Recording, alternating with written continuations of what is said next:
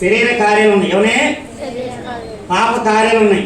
ఆ పాప కార్యాలు ఏం చేశాడు? సిలువలో యేసు ప్రభు కొట్టివేశాడు. కొట్టివేసి గొప్ప రక్షణ నీకు నాకు వరకు ఇచ్చాడు.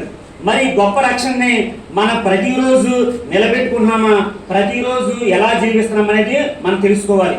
ఎందుకంటే బాప్తిస్మం తీసుకున్నా మీరు దేవుని ఆదివారం రొట్టు రాక్షంలో మనం పాలు పొంది ఉన్నా కానీ మనలో ఏముందంట, ఈ శరీరం పాప శరీరం కాబట్టి దీనికి ఏం కోరుకుంది? పాప కోరుకుంది. ఏముందంట? శరీరం నువ్వు మారినాయి కానీ ఈ శరీరం ఎట్లాంటిది? పాపాన్ని కోరుకుంటుంది. శరీరం ఎట్లాంటిదంట?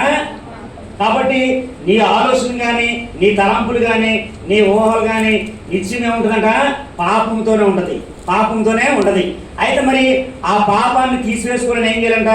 ఇందాక చెప్పినట్టు చూడండి, గలతీ పత్రిక 5వ అధ్యాయంలో 16వ వచనం చదవండి. నేను చెప్పినది ఏమనగా ఆత్మానుసారముగా నడుచుకుని అప్పుడు మీరు శరీరచలను నెరవేర్చరు. ఏందో ఏమని చెప్పండి. మరి ఆత్మానుసారంగా మనం ఆల్రెడీ జీవించాము. ఎందుకని? 23వ వచనం చదవండి. ఇటు వారికి విరోధమైన చదవండి, ఎవరో గట్టిగా. ఏమేది లేదు, క్రీస్తు యేసు సంబంధులు శరీరము దాని ఇచ్చలతోనూ దురాశలతోనూ. ఎప్పుడైతే మనం బాప్తిస్మం తీసుకున్నామో, యేసు ప్రభు మన పాపల కొరకు సిలువలో చనిపోయాడు కాబట్టి వాడు మనం ఏం చేసామంట? మనం కూడా ఏం చేసాము? సిలువ వేసి ఉన్న వాటికి. అయినా కానీ ఈ రోజుల్లో ఒకప్పుడు సాతాను ఎక్కడున్నాడంటే బయట ఉండేవాడు. ఇప్పుడు సాతాను ఎక్కడున్నాడు? దేవుని మందిలో ఉన్నాడు. ఎక్కడ? ఎవరు ఉన్నాడు? నీలో నాలో కూడా అందరిలో ఉన్నాడు. కాబట్టి ఇప్పుడు కొన్ని చెప్తాము, ఆ శరీర కార్యం నీలో నాలో ఉన్నాయి, మనము పరీక్షించుకోవాలి. ఇక్కడ ఎందుకు వచ్చి మనం చెప్పండి? స్కూల్కి ఎందుకు వెళ్తాము? జ్ఞానం నేర్చుకోవడానికి. మరి ఇక్కడికి ఎందుకు వస్తాము? దేవుడి మాటలు తెలుసుకోవడానికి, దేవుడి మార్గములు నడుచుకోవడానికి, మన యొక్క బలహీనతల్ని సరి చేసుకోవడానికి. మన బలహీనతల్ని సరి చేసుకోవడం. ఎందుకని ప్రతి నెల ఈ 2వ శనివారము ఎంత ప్రయాసపడి సేవకులు ఎందుకు మరి ఇక్కడ మిమ్మల్ని కూర్చోబెట్టారంటే దేవుని వాటి వినడానికి, మన లోపాలు ఉంటే సరి చేసుకోవడానికి. మన లోపాలు ఉంటే ఏం చేయాలంటే సరి చేసుకోవడానికి. చూడండి, మరి ఇక్కడ శరీర కార్యములు కదా, కాబట్టి అట్లా ఉన్నామా లేదా మనం ఒకసారి పరీక్షించుకుంటే చూడండి. అధ్యాయం 15 పేజీ నెంబర్ 221. అందరూ పేజీ నెంబర్ తీయాలి, అందరూ చదవాలి. ఒక్కరి మళ్ళీ దగ్గరగా చదవండి. ఈ లోకములను లోకములు ఉన్న వాటినైనా ప్రేమింపకుడి. ఎవడైనా లోకమును ప్రేమించిన ఎడల తండ్రి ప్రేమ వానిలో ఉండదు. లోకంలో ఉన్నదంతయు అనగా శరీరాశ, నేత్రాశయు, జీవోడమ్మను తండ్రి వలన పుట్టినవి కావు. అవి లోక సంబంధమైనవే. లోకమును దాని ఆశయు గతించిపోతున్నది కానీ దేవుని చిత్తమును జరిగించువాడు నిరంతరము నిలుచును. చూడండి, ఇక్కడ ఒకసారి చూడండి, ఏంటంటే ఈ లోకంలో ఏముందంట? లోకాశం. ఏమని చెప్పండి? అదేంటి? శరీరాశ, నేత్రాశ, జీవడమ్మ. అంటే అధికారం నుంచి ఈ నన్నెత్తు వరకు ఏం కోరుకుంటుంది అంటే పాపాన్ని కోరుకుంటుంది. ఏం కోరుకుంటుంది? పాపాన్ని కోరుకుంటుంది. నువ్వు రక్షణ పొందినా, నువ్వు బాప్తిస్మం తీసుకున్నా, దేవుని వాక్యం నీలో లేదనుకో, దేవుడు నీతో లేదనుకో, ఏం కోరుకుంటుంది? పాపాన్ని కోరుకుంటుంది. చూడండి, కొంతమంది చూద్దాం. మొట్టమొదటి చూసుకుంటే మనకి మొట్టమొదటి ఏముంది? 16వ వచనంలో చూసుకుంటే ఏముందంట? శరీరాశయు. ఏముంది? అయితే శరీరాశానికి నేత్రాశ, జీవడం మనం ఏం చేసావు? సిలువ వేసావు. అయినా కానీ నీలో స్పష్టంగా కనబడుతున్నాయి. నీళ్ళేం కనబడుతున్నాయి? స్పష్టంగా కనిపిస్తున్నాయి. చూడండి ఒకసారి.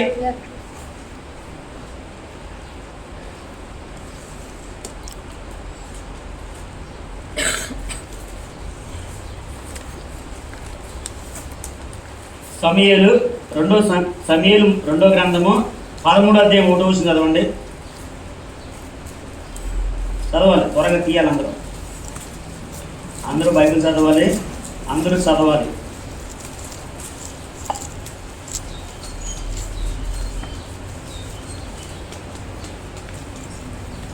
తీసరా? సమూయేలు 2వ గ్రంథము 13వ అధ్యాయము 1వ వచనం చదవండి. Page number 262. పాత నిబంధన నుంచి పేజీ నెంబర్ 262.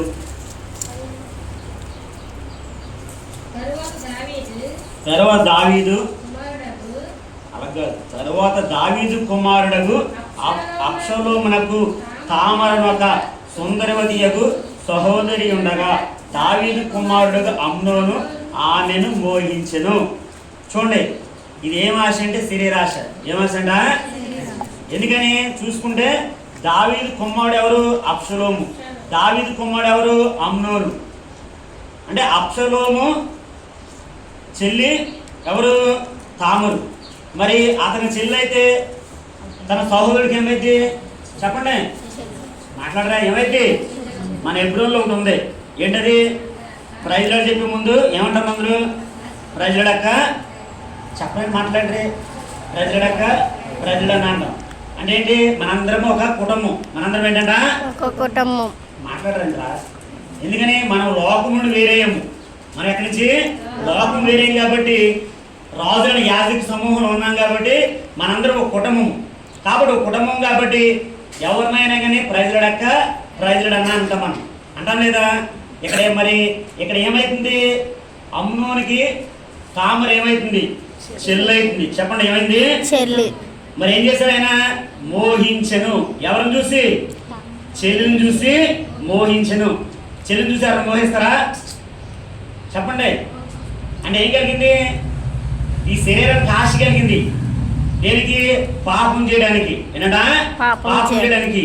ఈ శరీరానికి ఆశ కలిగింది కాబట్టి ఈ శరీరం ఆశ వల్ల ఏంటంట? ఏమి తినలేకపోతుందంట. ఏమి? అప్పుడు ఏది కుషించిపోతుంది? ఆహారం తినకపోతే ఏది కుషించిపోద్ది? శరీరమే కుషించిపోద్ది. చదవండి అక్కడ 3వ వచనం చదవండి. 2వ వచనం చదవండి. తామరు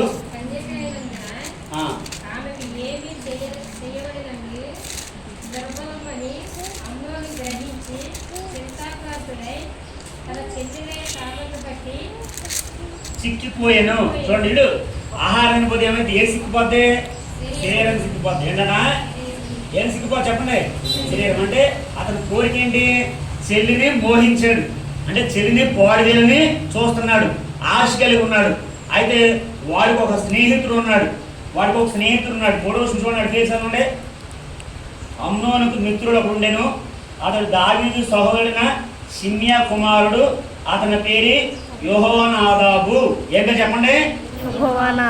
గట్టిగా మాట్లాడాలి. యెహోనాదాబు.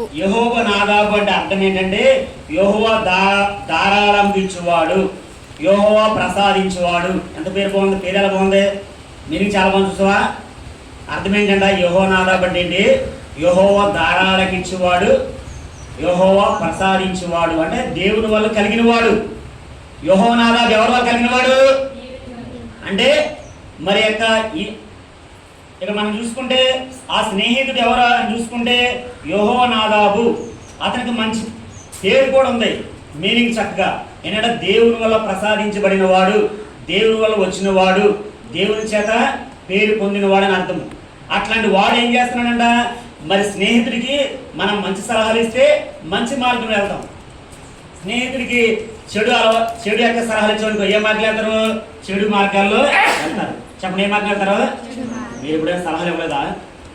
మాట్లాడండి. ఎంటాకి వచ్చారు మీరు? ప్రభు నన్ను చెప్పడం నిలబెట్టాడు అన్న ద్వారా. మీరు ఎందుకు వచ్చారు చెప్పండి. మరి మాట్లాడరా? స్కూల్లో సైలెంట్ ఉంటే బాగుంటుందా? చెప్పండి. నేను స్కూల్ మాస్టర్ని ఒకప్పుడు. బాగుంటుందా? సైలెంట్గా ఉంటే టీచర్ ఖాళీగా ఉంటాడా? చెప్పండి. మౌనంగా ఉంటారు మీరు, మాట్లాడాలి. మీరు మాట్లాడితే హృదయాలు తెరవబడతాయి. దేవుడి ఉద్దేశం కూడా అదే. దేవుడి ఉద్దేశం కూడా మౌనంగా ఉంటే ఆహారం తినొచ్చా? చేయి లోపలికి వెళ్ళద్దా? మాట్లాడరా? అందరూ మాట్లాడాలి, అందరూ. కాబట్టి చూడండి, అక్కడ అమ్నోనికి స్నేహితుడు ఎవరు చెప్పండి? రా.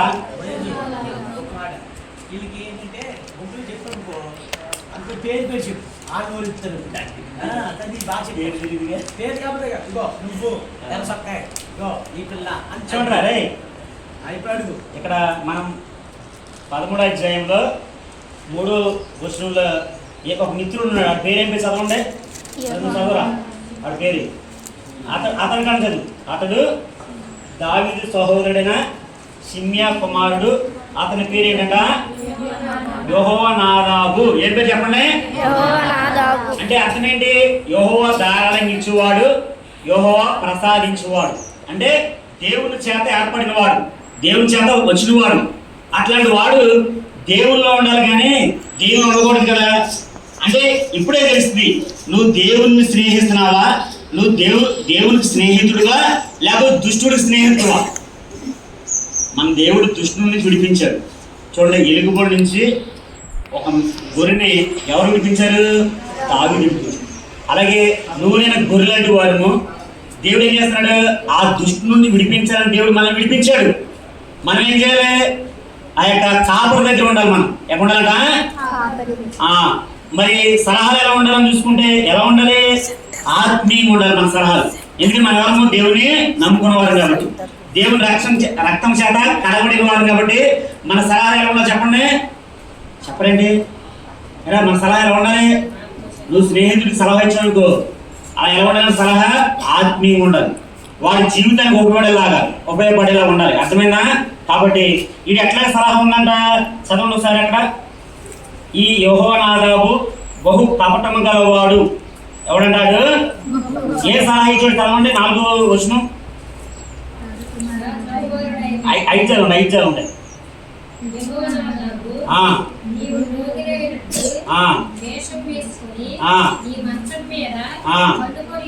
పండుకుని ఉండము చూసుడికి వచ్చినప్పుడు.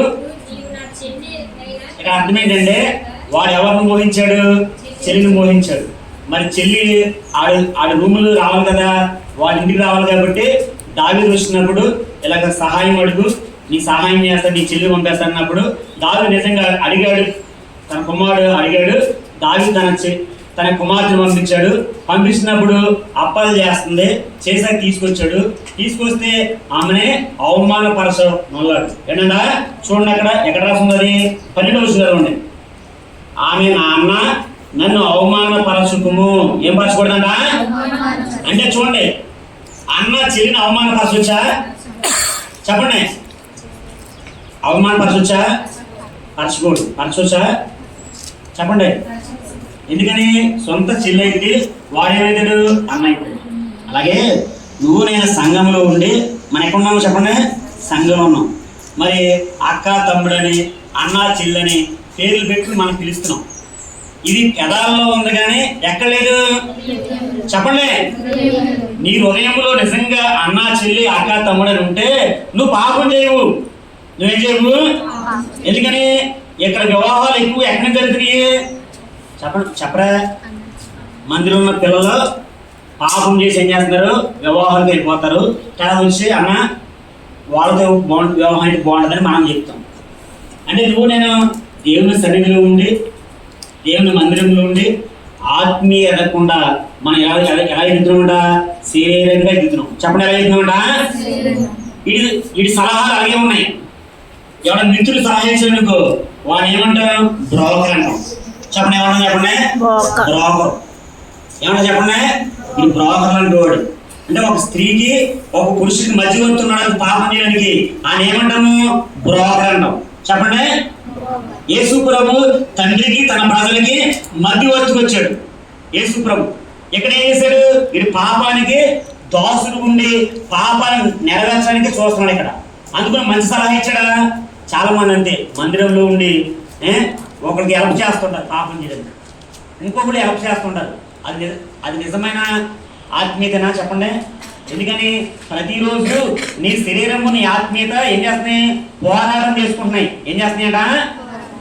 శరీరం ఏం చేస్తుంది? తన ఆశలు కోరికలు నెరవేర్చని చూస్తుంది. ఆత్మ ఏం చేస్తుంది? దేవుని యందు నిలబడాలని, దేవుని వాక్యం చదవాలని, ప్రార్థనలో ఉండాలని. ఇక ఆత్మ అనుసారులు ఆత్మ పోరాడుతుంది. ఎవరితో? శరీరముతో. ప్రతిరోజు నీ శరీరానికి నీ ఆత్మకి ఏం చేస్తుంది? ఏం కలుగుతుంది? పోరాటం కలుగుతుంది.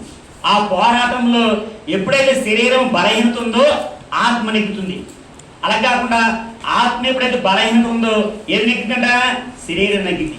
అంటే నీ ఆత్మకి నీవు దేవుని వాక్యం అందించలేదనుకో, చూడండి, ఈ శరీరానికి ఏం అందించాలి? ఆహారం అందిస్తే ఎలా ఉంటుంది? బలము. అలాగే నీ ఆత్మీయతకి దేవుని వాక్యాన్ని అందించవనుకో, నువ్వు ఎలా ఉంటావు? ఆత్మలో బలంగా ఉంటావు. ఒకవేళ నువ్వు వాక్యం చదవకుండా, నువ్వు ప్రార్థన చేయకుండా, నీవు సెల్ ఫోన్ పట్టుకుని లేదా వ్యర్థమైన పుస్తకాలు చదివి నీ మనసుని పాడు చేసుకోమనుకో, నీ హృదయాన్ని పాడు చేసుకోమనుకో, అప్పుడు నువ్వు ఏమైపోతావు? శరీర కార్యాలు నెరవేరుస్తావు. అంటే శరీరం ఏం చేస్తావు? నెరవేరుస్తావు. అలాగే అమ్నోను కూడా, ఎవరన్నా అమ్నోను కూడా దావీదు కుమారుడే. దావీదు ఎవరు? దేవుని దాసుడు. దావీదు ఎవరు? దేవుని దాసుడు. మరి అట్లాంటి దావీదు కుమారుడు అమ్నోను తన చెల్లిని మోహించి తన ఆత్మీయ స్థితిని ఏం చేశాడు? పోగొట్టుకున్నాడు. ఏం చేశాడా? మరి మనం పాపం చేసామనుకో, మన పాపం ఎక్కడ తీసుకెళ్తే మరణాన్ని తీసుకెళ్తాం. ఆ మరణం అయిపోతాం. మరి పాపం వల్ల, పాపంలో జీతం చెప్పండి, మరణమే. చూడండి, మరి అది మరణించడం లేదు చూద్దాం. మరణించడం లేదు చూద్దాం, చదవండి.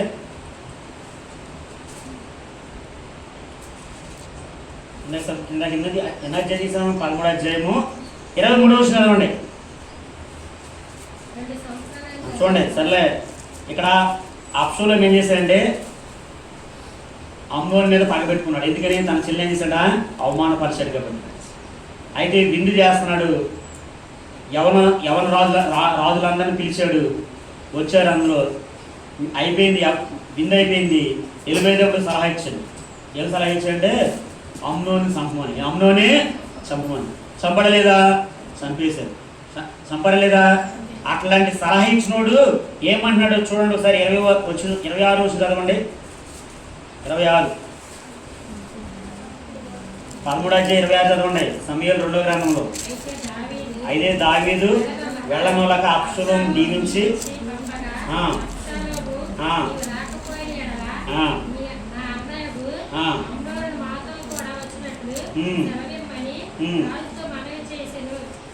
చూడండి. 32 చదవండి. వచ్చాడు అన్ని జరిగేసి చంపేశాడు. 32 చదవండి ఒకసారి. దావీదు సహోదరుడు షిమ్యా పుట్టిన యెహోనాదాబు దీన్ని చూసి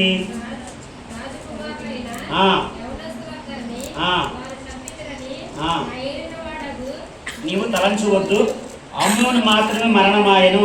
ఏలయనగా అతడు అబ్షాలోము చెల్లెలైన తామరును బలవంతము చేసి నాడ నుండి అబ్షాలోము అతన్ని చంపవాలని తాత్పర్యం ఉండినని అతడు నోటి మాటల చేత నిశ్చయముగా హెచ్చించుకునవచ్చును. అంటే ఏం చేశాడంట? ఇక్కడ అమ్నోను మాత్రమే మరణమయ్యాడు. అంటే ఎందుకు మరణమయ్యాడంటే ఆత్మీయ లేదు. అతను ఏ కార్యం చేస్తున్నాడు? శరీర కార్యాన్ని నెరవేరుస్తున్నాడు. దావీదు కుమారుడై ఉండి దేవునికి దాసుడై ఉండి